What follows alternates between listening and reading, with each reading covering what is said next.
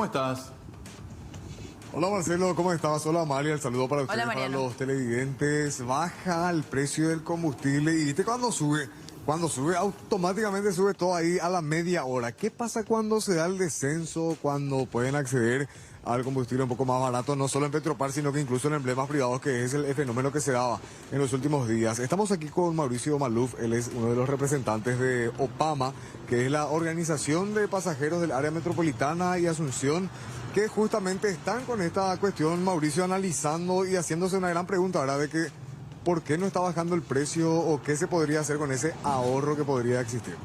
Para mí, así mismo como dijiste, algunas líneas de transporte, por ejemplo la dependiente de Inatran, aumentaron el precio con la suba del combustible. Hace poco nomás hubo una suba de esos precios y eso me parece claro que deberían bajar de nuevo si el combustible baja.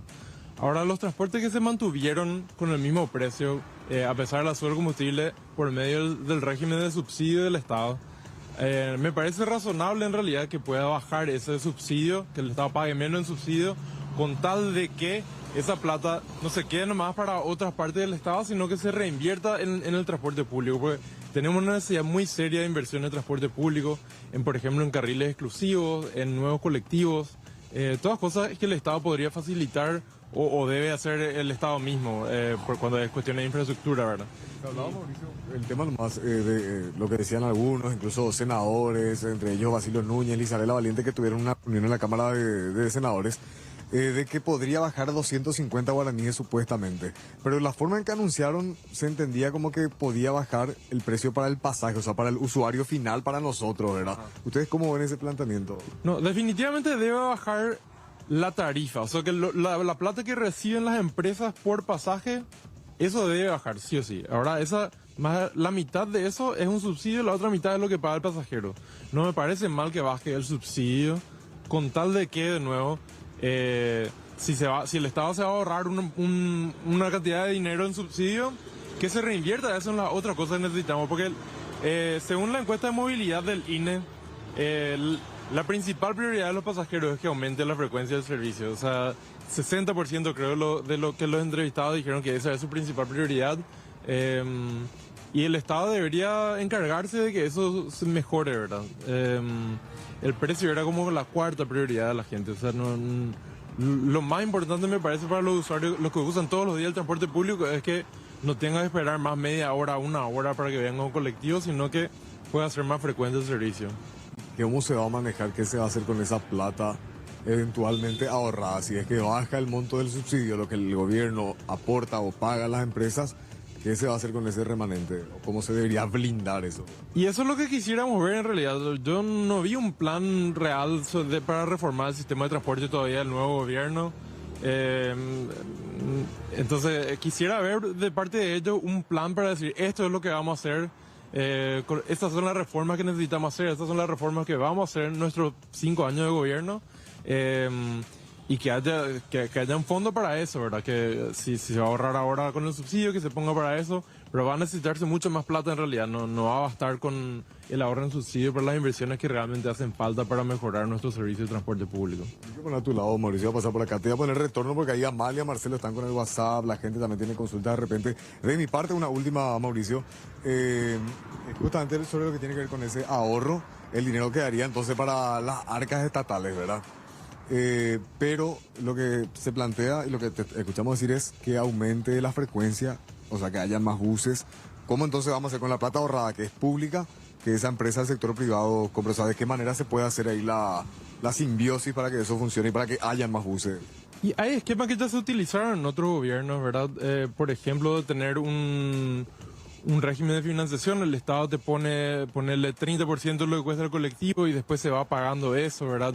Hay esquemas de financiación que ya se utilizaron con éxito incluso en nuestro sistema de transporte cuando se hizo una renovación parcial de la flota. Esa sería una opción.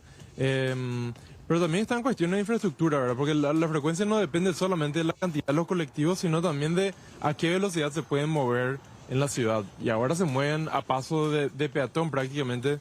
Creo que son 5 kilómetros por hora, algo así es lo que había dicho el viceministro Stark. Y eso también reduce la frecuencia, ¿verdad? Si tarda 2 horas en hacer el recorrido que se podría hacer en media hora, evidentemente eso quiere decir que pasa menos frecuentemente el colectivo. Y si se invirtiera entonces en la infraestructura que permitiría que ese colectivo viaje más rápido, como lo son paradas exclusivas para que paren en un lugar nomás,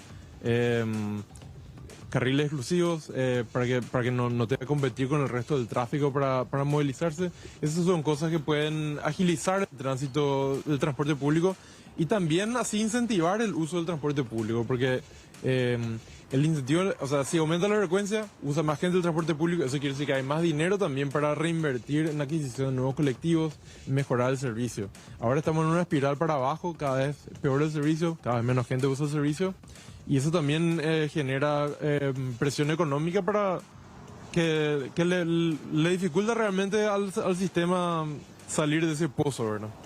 Les escucha Mauricio Maluf, compañeros de OPAMA, Organización de Pasajeros del Área Metropolitana de Asunción. Mauricio, buen día. Aquí Amalia y Marcelo, tenemos varias consultas para vos. Voy primero, si te parece. Desde el gremio de transportes dicen, podemos sí bajar el precio del pasaje 250 guaraníes por boleto. Hasta ahí llegamos.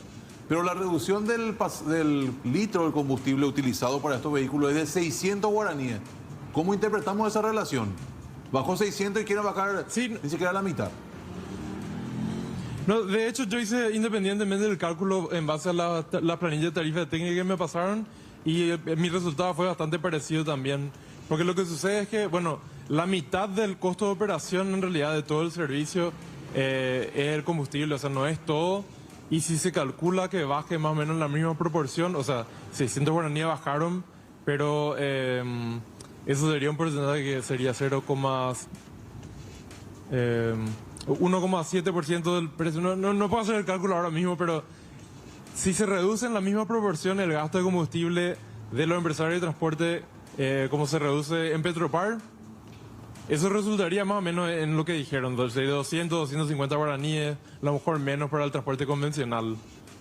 En base a los estudios que vienen realizando ustedes, ¿cuáles son las ciudades que de repente muestran más quejas con respecto al sistema del transporte?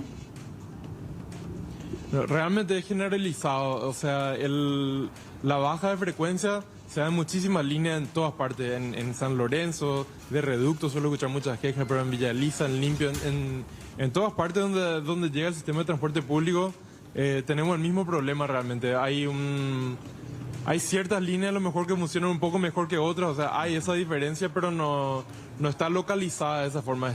Es todo nuestro sistema el que está realmente necesitado de más colectivos de mayor frecuencia de servicio. Ahora, Mauricio, me parece a mí la relación no muy incorrecta la que voy a hacer contigo. Yo creo que la gente hoy le decís, ¿querés que baje el pasaje o querés que haya más colectivos para que llegues a tu lugar de destino? Creo que se va a quedar con lo segundo. ¿Tenés también vos la impresión de que se puede no reducir el pasaje, pero, hermano querido, utilicen esa plata, hablo de los empresarios, utilicen esa plata para que todos podamos movernos con agilidad y llegar en menos cantidad de horas? Exactamente, a mí me parece clarísimo que esa es la prioridad de los usuarios y de hecho lo avala la encuesta de movilidad que hizo el INE hace poco, se reveló eso. Y la principal prioridad por lejos para los usuarios es la frecuencia. Lo que más quieren es que haya más colectivos, que aumente la frecuencia, que no tengan que esperar tanto por el colectivo. La siguiente prioridad también se relaciona, hablan de puntualidad. O sea, la gente quiere precisamente no esperar tanto. O sea, la primera, la segunda, la tercera prioridad de los usuarios es que mejore la calidad del servicio. Totalmente. Hoy en día, Mauricio, las tarjetas, independientemente a la que sea, la que utilice uno para viajar, te tienen el servicio de GPS y te va marcando dónde está el bus que vos necesitas que abordar. Pero muchas veces ese bus ya viene repleto, reventado hasta la mata y te deja de vuelta ahí esperando en la calle. Eso se puede trabajar. ¿De qué forma vos decís de que haya realmente una cantidad más importante de colectivos en los cuales por lo menos puedas viajar no colgado de la estribera, porque sentarte ya lo es un lujo? Sí, eso principalmente se resuelve con mayor frecuencia. Me parece, eso es la única solución. Tiene que haber más colectivos y tienen que viajar más rápidamente también, ¿verdad? Eso también aumenta la frecuencia si no están... Ahora el promedio de velocidad del transporte público es bajísimo, es casi como un peatón se mueve en hora pico en particular, y si aumentara la velocidad eso también podría aumentar la frecuencia del servicio. O sea, serían más colectivos por hora que pasan por el mismo punto y la gente no tiene que estar todo colgada por la estribera como viajan ahora, ¿verdad? Exactamente. Mauricio, según el estudio que ustedes hacen, es imposible eliminar el servicio de los buses internos o mejorarlo, mejor dicho. A mucha gente le es muy útil el bus ese interno que recorre ya hasta la última compañía de la ciudad. Si no podés repetir, Marcelo, por favor, la pregunta, porque se nos fue un ratito el retorno. Sí, no te preocupes, María, no decía nada más. Mejorar, digo yo, el servicio del transporte interno, ese que recorre hasta la última parte de la compañía para que pueda llegar, porque esa gente sí que pasa peor de las que utilizamos el servicio a nivel central en las calles, avenidas principales. Sí, y hay otro tema en realidad que se plantea hace décadas ya, que las líneas que tenemos se trazaron más o menos a dedo y todas viajan precisamente por las vías principales. No hay una integración, no hay una planificación centralizada del sistema, ¿verdad? Lo que nos vienen diciendo los técnicos desde el primer estudio de movilidad que se hizo en nuestra ciudad, el primero que yo leí es de 1987, ya que colaboraron los japoneses con eso, dice que hay que pasar a un sistema de planificación que sea troncal y ramal, o sea que hayan más colectivos en las avenidas principales y otras líneas que vayan a tu barrio, ¿verdad? En vez de las líneas que tenemos ahora que son larguísimas y van directo más o menos desde tu trabajo a tu casa de repente, ¿verdad? Si tenés suerte, si te toca el servicio que como corresponde, ¿verdad? En vez de eso podríamos tener servicios mucho más frecuentes en las avenidas principales y ramales a los que uno pueda transbordar gratuitamente. O sea, con el mismo pasaje que yo ya pagué, me voy en un transporte barrial que da vuelta más corta, entonces más frecuente también el servicio, y después me puedo subir al troncal principal, que tiene un servicio mucho más frecuente porque es mayor la demanda del servicio ahí también, ¿verdad? Y eso ayuda en muchas cosas, ayuda a aumentar la frecuencia, que es lo más importante, ¿verdad? Pero también ayudaría, por ejemplo, si se piensa en el método de financiación, ¿verdad? Ahora dependen exclusivamente de el pasaje para recibir el dinero, ¿verdad? El subsidio también va de acuerdo a cuántos pasajeros alzaste. Ahora si se pagara como en otras ciudades, por ejemplo, por kilómetro, eso permitiría también, facilitaría tener servicios a barrios que tienen ahora menos demandas, hay menos usuarios, porque ahí dejaría de depender de la cantidad de pasajeros para que funcione el servicio. Lo mismo con el servicio nocturno también, si no dependiera de la cantidad de pasajeros, sería más fácil proveer un servicio nocturno, por ejemplo. Exactamente. Bueno, Mauricio, muchísimas gracias por de pronto aquí en nuestra parte con Amalia, por este tiempo brindado. Gracias a ustedes, muchísimas gracias a toda la audiencia. Gracias, Mariano, también, ¿eh?